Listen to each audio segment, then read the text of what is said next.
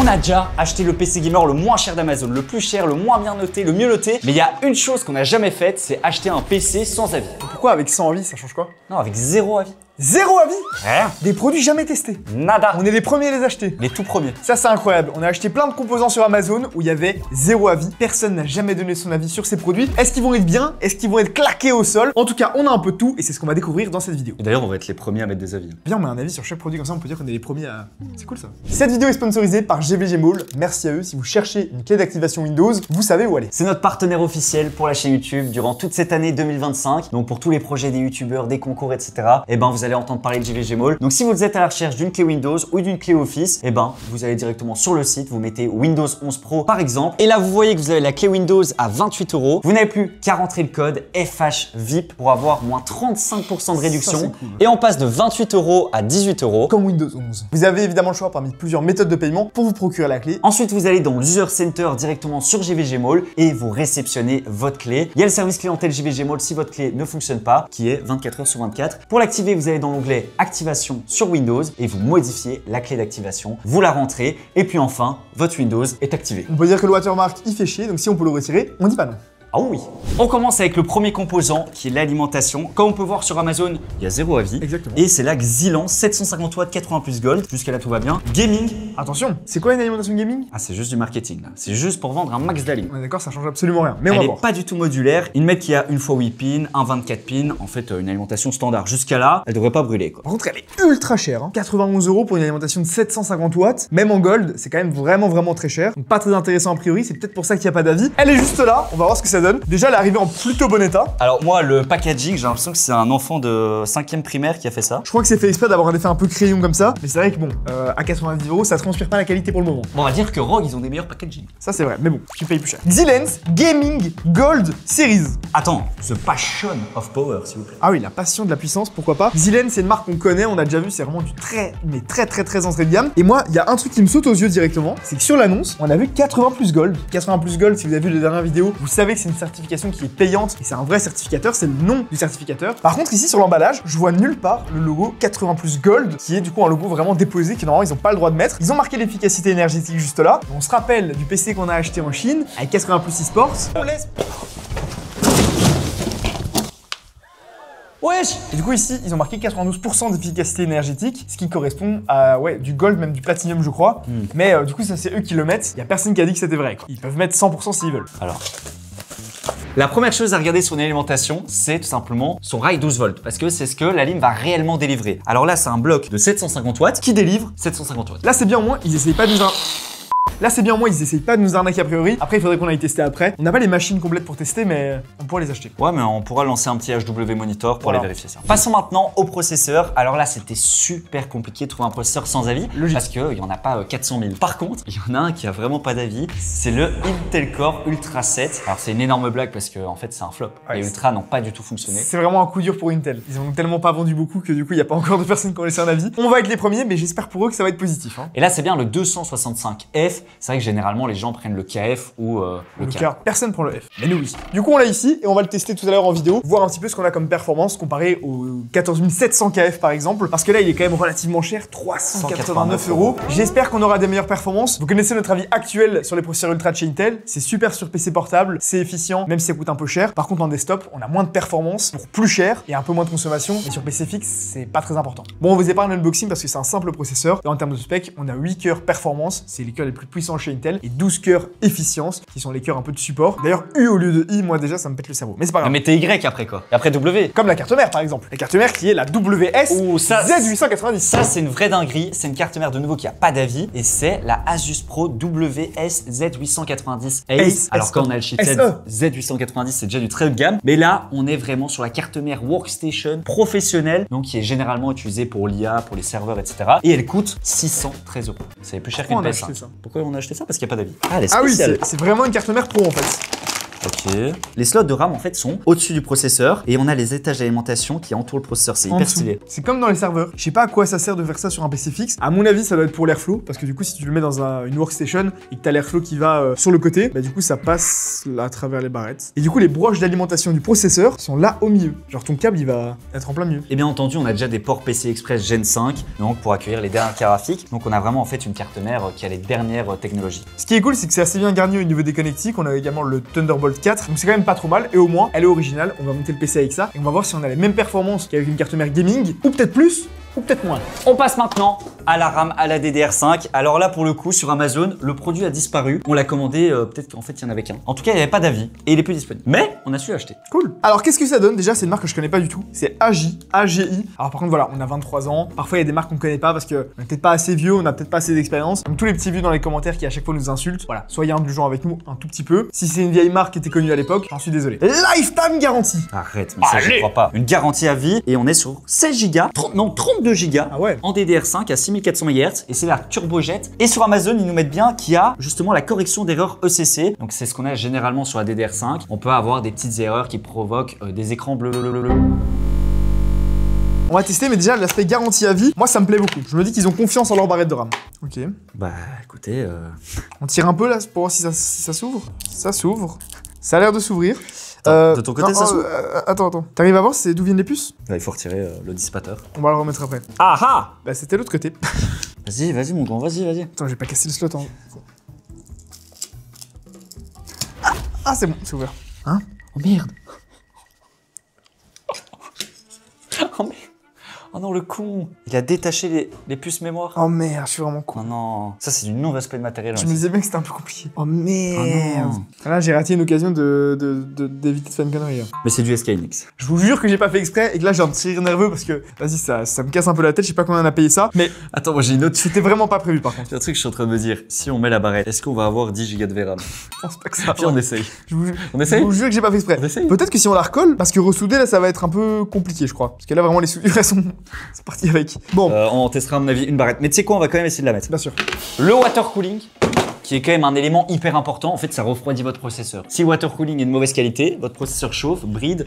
Donc là, c'est peut-être le composant le plus important. Exactement, c'est le Thermalright Core Vision Black 360. Alors pourquoi est-ce qu'il a pas d'avis celui-ci? Tout simplement parce qu'il vient de sortir. C'est Thermalright, une marque qui est hyper connu, mais dans l'entrée de gamme. Hein. Ouais, ils sortent beaucoup de water cooling à 50 balles. Ici, ils prennent un risque, 93 € sur Amazon, pas d'avis comme on a dit. Et surtout, la petite pépite, c'est qu'on a un écran LCD directement sur la pompe. Quand on sait que chez Asus ou chez Corsair, ça coûte plus de 200 €, là, c'est peut-être un futur banger. Espérons que tout marche bien. Normalement, on risque pas d'être déçu avec Thermalright, mais bon, c'est un nouveau produit qui vient de sortir. On n'est pas à l'abri d'une erreur de fabrication ou de conception. Oh, ça, j'adore.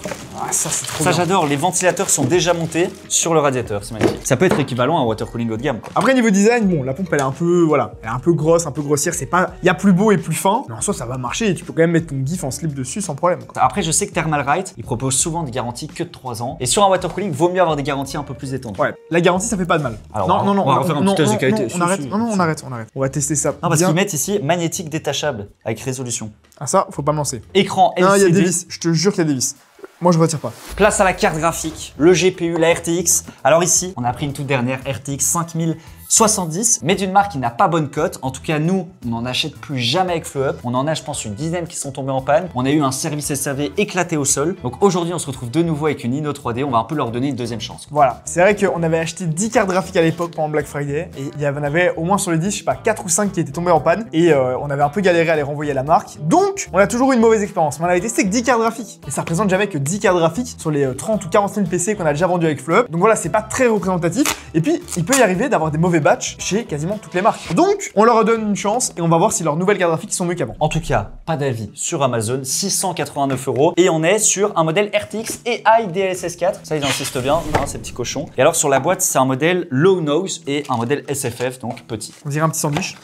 Voilà la carte. Ouh, en vrai c'est du métal. Ok. Après, c'est des petits ventilateurs de 88 mm. Ça risque de faire pas mal de bruit. Ils nous ont bien mentionné low noise, donc on ira vérifier. Bon, pour le boîtier, c'était hyper compliqué de retrouver des boîtiers zéro avis. Il faut savoir que sur Amazon, il y a très peu de boîtiers parce que l'expédition, les frais Amazon, etc., bah, souvent les marques ne vendent pas sur Amazon. Exactement, c'est très cher. Du coup, on l'a acheté à Dubaï. Non, c'est pas vrai, c'est un boîtier qu'on avait reçu de la part d'Inwin à l'époque. C'est le Inwin Dublin, pardon. Moi, je l'aurais appelé Dubaï, c'est plus drôle, mais... Oh, c'est un petit délire goldé. Voilà. C'est un boîtier qu'ils nous avait offert pour Fleup, pour voir si on voulait en vendre. En fait, c'est un peu le boîtier zéro avis Fleup, quoi. Voilà. Alors, il est sur Amazon, celui-là, par contre, et il a des avis. Mais ceux qui n'ont pas d'avis sur le boîtier, c'est nous, parce qu'on l'a jamais testé, alors que ça fait 2 ans qu'il est dans l'entrepôt. Et dans la vidéo vlog sur Fleup et dans l'entrepôt, que vous pouvez aller voir d'ailleurs si vous l'avez pas encore vu, on vous en a parlé et vous avez été beaucoup à demander qu'on le teste, donc on va le tester. Alors, il y a 30 avis, dont un avis en japonais, donc franchement, 4,4 étoiles. C'est bien noté. Par contre, il coûte 300 €. Attention, parce que pour 300 €, il y en a beaucoup, hein, des boîtiers. Ouais, il a intérêt à être vraiment bien. Déjà, je vois qu'il n'y a pas de cage d'alimentation. Oui. Enfin bon, il y a pas mal de choses qui sont un peu bizarres, mais je trouve ça assez classe. Mais on va monter maintenant le PC à l'intérieur, un PC 100% zéro avis, et voir ce que ça donne. C'est parti. On y va. L'objectif maintenant, c'est de tester chacun des composants. Ici, dans cette vidéo, ça n'a aucun sens d'aller tester le PC en entier et de vérifier les performances. On a un U7 et une 5070. Voilà, c'est des composants standards. Ce qu'on veut savoir, c'est si ces produits qu'on est les premiers à tester et à acheter sont bien ou pas pour laisser un avis à la fin. On commence par la carte graphique, donc la 5070 Inno 3D, vous le savez, c'est une marque, comme on l'a dit, qui est très entrée de gamme, qui n'a pas une bonne réputation. Et ce qu'ils nous ont mis en grand sur Amazon, c'est qu'elle était silencieuse. Alors là, on a lancé un Furmark en 8K, s'il vous plaît, monsieur. On peut voir qu'elle est à 100% d'utilisation, 70 degrés à son maximum, ça c'est tout à fait correct. Ouais. Elle est à 250 watts, donc là elle est au max du max. Du coup on a sorti le décibelomètre pour aller vérifier ça via Mathis. Alors un truc qu'il faut savoir, c'est que tester le bruit c'est super compliqué, c'est pour ça qu'il y a des salles à vide où il n'y a aucun bruit, parce qu'il y a d'office du bruit d'ambiance, voilà, jarret qui pète, etc. Ça fait du bruit. On a déjà un premier résultat, mais appuie sur ce putain de ventilateur parce que... Là ça fait du bruit, là ça fait du bruit. Aïe. Il faut arrêter du water cooling. Attends, il en reste un là, tu peux le choper. Il va exploser le PC. Ok, donc là on en fait pas ça à la maison. C'est pas très professionnel comme protocole de test, mais voilà. En tout cas, là on peut dire il n'y a aucun autre ventilo qui tourne. 53 décibels à 100%, franchement, c'est très très bon. Objectivement, c'est pas un test très scientifique, mais subjectivement en tout cas, elle est très silencieuse. Et en ce qui concerne les performances de cette RTX 5070 Inno 3D, on voit qu'on est à 22 437 de score, alors que le score moyen est de 22 500. Donc là, de nouveau, elle perf, elle a pas de problème. Après, le problème qu'on pourrait avoir sur cette carte, c'est, j'ai envie de dire, sur la durée. Peut-être qu'après 2 ans, elle va tomber en panne, quoi. Voilà, ça malheureusement, c'est impossible de le tester dans une vidéo comme ici. Mais en gros, ce qu'on a pris, c'est le score moyen sur 3D Mark, c'est-à-dire que toutes les 5070 testées, il y a des moins chers comme du Inno 3D, voire des marques encore moins chères, eh bien, elle est pile poil dans la moyenne. Donc pour une carte qui est l'une des moins chères du marché, avoir les performances moyennes, bah, c'est plutôt très positif. Là, elle a pas d'avis, mais franchement, elle mérite un petit 5 étoiles. Je suis d'accord avec toi. Qu'est-ce qu'on pourrait mettre pour la carte graphique? Tout à fait respectable, aucune anomalie, et en plus, elle est aussi silencieuse qu'une grand-mère une fois débranchée. Ah, c'est bien ça. Pour le produit suivant, c'est la carte mère. Et là, bah, y a pas grand-chose à dire. En fait, elle marche plutôt bien. On a des bonnes performances. En fait, un truc, c'est qu'ils ont vraiment tout mis dans la stabilité. Et la stabilité, si c'est bien fait, bah, c'est quasiment intestable. On a essayé de la faire chauffer, etc. Et voilà, la carte mère, elle marche. Faudrait la tester sur des années, la faire tourner 24 heures sur 24 pendant des années pour voir une différence comparée à une carte mère gaming. C'est le but de cette carte mère-ci, mais il n'y a rien de visuel à vous montrer là maintenant. En fait, c'est une carte mère hyper résistante. Elle résiste à un certain taux d'humidité. Elle peut tourner 24 heures sur 24 pendant des jours, voire des mois. Mais comme tu as dit, pour un gamer, ça sert à rien. Ouais, d'ailleurs, ça se voit au niveau du BIOS. Le BIOS, il est ultra basique. On dirait qu'on est sur un BIOS de 1980. Ils ont vraiment mis le moins de fioritures possible pour pas qu'il y ait de bugs, de problèmes ou autre. Et du coup, par exemple, les ventilateurs de base, ils tournaient à fond. Parce que quand c'est dans des serveurs, tu fais tout tourner à fond, t'en as rien à foutre. Tu veux juste pas que ça chauffe et qu'il y ait de problème. Ici, pour un usage non professionnel et gamer, c'est clairement pas la carte mère la plus adaptée. D'ailleurs, on a rigolé avec Jarod dans le montage du PC. Il n'y a pas de prise ARGB ou RGB. Ah oui. T'as aucune connectique RGB. Et qui va mettre du RGB dans des serveurs? Ça sert à rien. Pour moi. Pour la carte mère, moi je vais mettre 4 étoiles. Je la trouve un peu chère. Ouais, moi aussi. Même si c'est pour les pros qui ont du budget, on va dire, mais rien à faire. C'est pour le pro, elle a rien de gamer comme indique le nom. Elle est hyper stable et résistante. Elle pourrait tourner 24 heures sans broncher. Si vous voulez ouvrir votre serveur Minecraft et mettre votre PC dans une salle de bain avec un taux d'humidité équivalent à la forêt amazonienne, c'est le bon choix. Magnifique.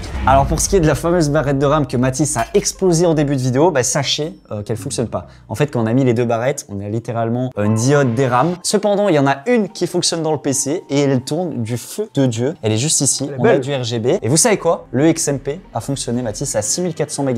Et c'est super stable pour le moment. Donc franchement, il n'y a pas de problème. Par contre, ta RAM, même avec 10 Go de RAM, ça fonctionne pas, quoi. Voilà, là malheureusement, je crois que j'ai tout cassé. Il doit y avoir un court-circuit qui fait que ça marche plus ou une sécurité. J'ai vraiment pas fait exprès, je m'en veux un peu. Après, je trouve que leur pâte thermique à sec, elle est hyper solide. Ou alors leurs soudures sont vraiment claquées parce que j'ai déjà ouvert plein de barrettes de RAM comme ça. Normalement, même sans la chauffer au préalable, bah ça finit par partir. On peut dire que c'est de mauvaise qualité en fait. Je dois avouer que j'ai jamais fait de soudure, mais ça me paraît quand même bizarre qu'il y ait tout qui parte avec. Donc, personnellement, c'est pas validé. Je vais les allumer. Là, je propose, Mathis, on met un petit 3 étoiles parce qu'on a quand même eu des petits soucis. Vas-y. Alors, on va quand même dire, ça marche le XMP, c'est bien supporté, y a pas de souci. Cependant, évitez de retirer le dissipateur thermique au risque de vous retrouver avec quelques gigas en moins. On passe maintenant au water cooling. Alors on partait très bien, on se dit Thermalright, c'est une super marque et tout. Ça refroidit bien, honnêtement. Après c'est un ultra qui chauffe pas énormément, mais le water cooling marche. Par contre les ventilateurs font un bruit horrible. Là j'ai dû mettre le câble de ventilation sur un châssis fan, mais si je le remets sur le CPU fan, ça gueule. Ça gueule, c'est horrible. Et c'est pas la carte mère ça? Non, parce qu'il tourne même pas à fond. Regarde. Et honnêtement, ça ventile pas beaucoup. Donc je suis vraiment déçu du water cooling. Après, il refroidit bien, mais il fait un bruit. Dès qu'on était en ECCT, c'est horrible quoi. Ah, quand même, hein? Ah ouais, je ferme ma gueule maintenant. C'est déjà mieux que les ventilateurs chinois à 2 € quoi. Alors, il y a autre chose qui m'insupporte, c'est le software. Je dis à chaque fois, c'est bien d'avoir un bon produit, mais si le software ne va pas avec, c'est de la merde. Là, je suis déçu, on dirait un stagiaire qui a fait ça, même ChatGPT au FME. C'est dégueulasse. Déjà, les trucs par défaut, mais s'il vous plaît, allez, c'est du coloriage là. C'est pas possible. C'est horrible. horrible. Tu sais, c'est quoi la meilleure? C'est qu'ils mettent que notre CPU est à 11 degrés. Ah oui, en plus, de nouveau, c'est peut-être la sonde de la carte mère ou je sais pas, mais c'est pas possible, c'est n'importe quoi. Et même quand tu mets une image, regarde, ça lag, tu peux pas modifier l'image. Regarde, tu peux pas modifier l'image. J'avoue que là, c'est bien d'avoir un écran LCD, mais ils auraient pu taffer un tout petit peu sur le software quoi. Là, ça va pas du tout 11 degrés, mais à quel moment notre processeur est à 11 degrés? Je m'occupe de la vie. Honnêtement, je mets 3 étoiles. Je trouve que pour Thermalright, il y a beaucoup mieux. Excellent produit pour le prix, parce que là, c'est vrai que... Ouais, avec un écran LCD 90 €, j'avoue. Voilà, la qualité de l'écran est pas mal, le produit en lui-même est bien. Par contre, clairement, on aurait aimé payer un peu plus cher pour avoir un meilleur software et des ventilateurs plus silencieux. Alors, pour parler du boîtier, déjà, ils appellent la couleur champagne doré. Autant dire, c'est un Laurent Perrier, mon frère. Ah bah là, frérot, 300 € quand même. J'ai jamais vu une qualité pareille pour un boîtier, c'est exceptionnel. Ici, on a des sortes de plaques, on dirait du cuivre brossé comme ça. Même le poids, hein, on est à 20 kg, près de 20 kg à vide. Alors qu'il est même pas si grand. Donc clairement, niveau qualité, c'est un sans faute. Par contre, niveau fonctionnalité, c'est éclaté au sol. Surtout que Inwin, c'est une vraie marque constructeur. C'est-à-dire qu'en gros, il n'y a pas beaucoup de marques qui font des boîtiers. Il y a 2, 3, 4 usines à tout casser. Et les seules marques qui possèdent l'usine, donc qui sont à la base fabricants, tout simplement. Ouais. Et donc Inwin sont quand même assez connus. Par contre, leur boîtier, il est éclaté au sol. Il n'y a pas de cage d'alimentation. Il y a la moitié du boîtier qui est vide ici. Il y a un filtre anti-poussière à l'avant, mais tu dois tout démonter pour y accéder, pour le nettoyer par exemple. Et alors le pire, c'est la place pour le cam management. En fait, il n'y a pas assez d'espace, c'est pas assez large. Ce boîtier, il a rien pour lui. Même les ventilateurs. Et les ventilateurs, c'est des ventilateurs Jupiter, Ils sont dégueulasses, regardez-moi ça. Les petites LED, elles sont au milieu. Même les ventilateurs qu'on avait achetés les Chinois là, ils étaient beaucoup mieux que ça. Franchement, boîtier éclaté pour le prix, c'est une honte. À la limite, l'avoir vide, ok, mais 385 €. Enfin non, il faut le vendre à 200 et faire un mode à l'intérieur. Allez, viens. N'achetez pas ce boîtier, c'est nul. Là, je propose on mette une étoile. Ou deux. Allez, deux deux pour la qualité. Et parce qu'on est de bonne humeur et qu'on est gentil. C'est vrai. Là, je mettrais le luxe, mais que dans le prix et le visuel, mais rien dans le ventre. Pas de place pour le cam management à l'arrière. Pas de filtre anti-poussière détachable facilement. Clairement. La poussière, t'iras la chercher toi-même. Hein. Et les ventilos Jupiter ont rien pour plaire. Ah, t'étais inspiré. Ah oui. Et on termine avec les 2 derniers produits. L'alimentation, on va la faire à la fin. Mais d'abord, le processeur, notre ami de chez Intel, 265F. Il est juste en dessous. Et là, comment vous expliquer?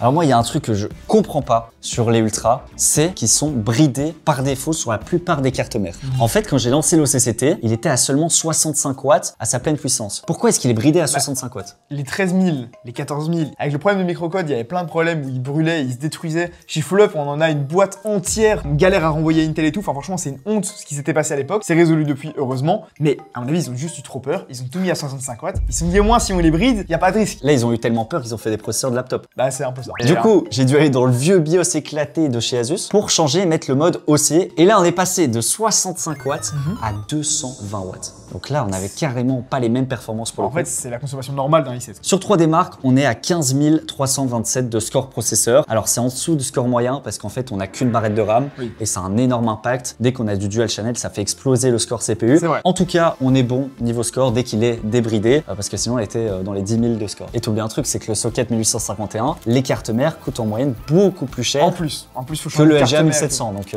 ça n'a aucun sens en fait de partir sur un Ultra. À part si vous faites un mini PC où vous voulez pas qu'il consomme trop et donc là vous le laissez à 65 watts et vous avez quand même des plutôt bonnes performances. Pour l'applicatif aussi, il est un peu meilleur. Mais autrement, clairement, rester sur un i7 14000, c'est mieux, c'est moins cher. Ou bien AMD, c'est chouette aussi. Hein. Oui, c'est bien aussi. Vas-y, là pour la vie, je m'en occupe, je suis chaud. Bon à bloquer l'efficacité énergétique, mais au final, on n'a plus un Ultra 7, mais un processeur ultra bridé à 65 watts par défaut. C'est comme rouler en Lambo en mode éco. Attends, il nous manque un composant, la lime. La lime. Attention, parce que dans la dernière vidéo sur le PC chinois, on a eu une mauvaise expérience. Mathis, je te propose qu'on ressorte notre arme secrète. Non. On a frôlé la catastrophe et toi t'en redemandes. On a évité les gouttes et on ressort sans parapluie. T'en as encore une? Chat échaudé, retourne à l'eau bouillante. Je sais même pas ce que ça veut dire. Allez, c'est parti. Je vous promets que c'est la dernière fois qu'on utilise cette carte graphique à mauvais escient. Après, on la rend à MSI. D'ailleurs, MSI, cette fois-ci, si elle se casse, on assumera l'anti-responsabilité. C'est encore plus pourri que d'habitude. C'est-à-dire qu'en gros, il n'y avait pas assez de PCI Express. Donc, on a dû prendre un adaptateur AliExpress en SATA. Je pense que là, c'est vraiment pas une bonne idée. Là, c'est un double risque. Le câble peut brûler, la ligne peut brûler, tout peut flamber, quoi. Je trouve ça drôle. Comment on la remet, Va un peu chercher l'extincteur. Ah oui, quand même.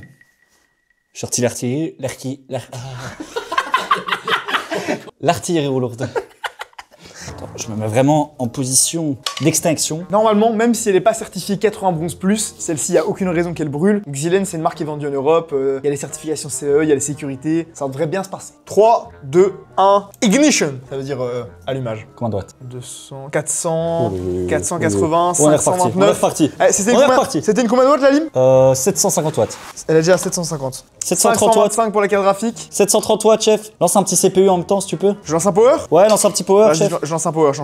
Normalement, il y a les deux. Ok, c'est bon. 800 watts, c'est bon, c'est parti. Non, là, il y a la carte graphique qui tourne plus le processeur. On est en ECCT plus sur marque. Là, il y a eu un truc très intéressant, c'est que c'est monté à 800 watts. Ouais. Et c'est directement, tu vois, 800 watts, C'est combien de watts la ligne 750 watts. Après, normalement, 750 watts, c'est en sortie pour le PC. Mais comme il y a d'office des pertes énergétiques, c'est normal qu'on soit un peu au-dessus. Pas autant que la dernière fois, on était une 700 et on était à plus de 850. Ça, c'est trop. Mais là, normalement, si c'est 750 et que ça consomme 800 et que ça bouge pas, Elle dépasse pas les 805 watts. Donc, à mon avis, la sécurité est activée, Mathis. On est sain et sauf. a priori, ça a l'air de marcher. Le rail 12 volts est bien à 12,031 volts. Donc, c'est bon. Le processeur s'est bridé. Rien à signaler, finalement. Ça marche, hein. C'est une alimentation, finalement, qui est la sécurité. Après, sa durée de vie et le rendement énergétique, c'est un autre sujet, quoi. Ouais. Surtout qu'elle était extrêmement chère. Donc bon, on va quand même laisser un petit avis. Ça marche. On a mis une 5090 Supreme X Liquid à plus de 7000 € sur l'alimentation à 100% en Furmark plus OCCT extrême. Le studio n'a pas brûlé. Le studio n'a pas brûlé. Gauthier rentre à la caserne. Bon, salut, Mathis.